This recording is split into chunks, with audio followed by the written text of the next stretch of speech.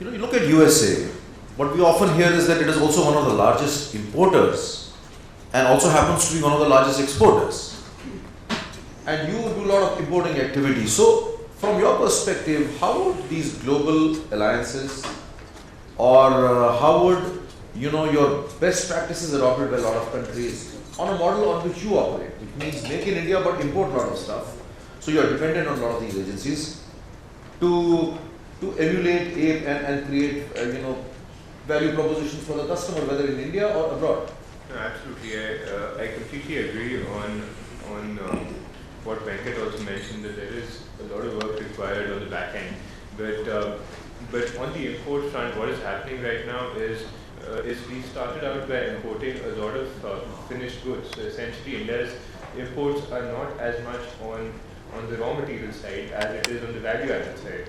So as a food manufacturer, we've been very conscious that okay, we need to import grain, we need to import raw material which is not readily available in India, and see if we can process it in an efficient manner and cater to the Indian environment.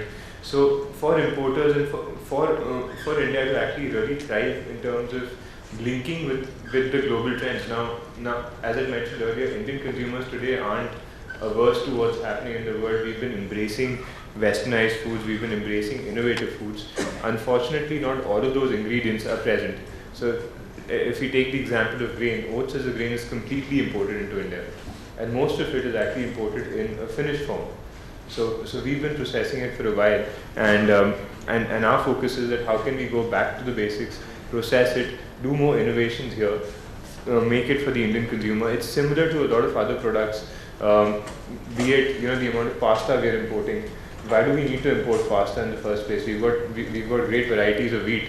We just need to get that durum wheat growing into India, and we could be a net exporter of pasta. With pastas coming in from all over, from Turkey, from Italy, all parts of the world. So if you have to cater to a westernized market or even innovative foods, we have to understand how we can start working backwards step by step. So for us, the first step has been to go from finished goods to grain, and then subsequently work on whether that can be locally linked up as well.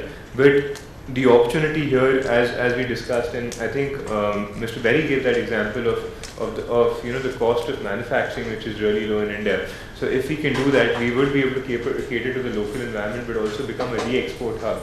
And again, there's regulatory challenges which need to be opened up, because if you are to cater to the domestic market and export, it is a taxation and other supply chain factors which make you inefficient to be a global player. But there is a lot of opportunity, and we've seen a lot of interest coming in for people saying, can you manufacture for us, and we take the product all over the world. And these could be ingredients which are not available in India. Because of what Arjun mentioned, there's a paucity of labor, there's a high amount of manufacturing cost, but we need to harmonize ourselves and have very sharp focus that this is what we want to do. We need to cater to our large domestic market, we need to export, but to do that we need to be efficient with our taxation structures, we need to be very efficient with our supply chain, because logistics within India also takes up a lot of cost, being such a large geographical environment.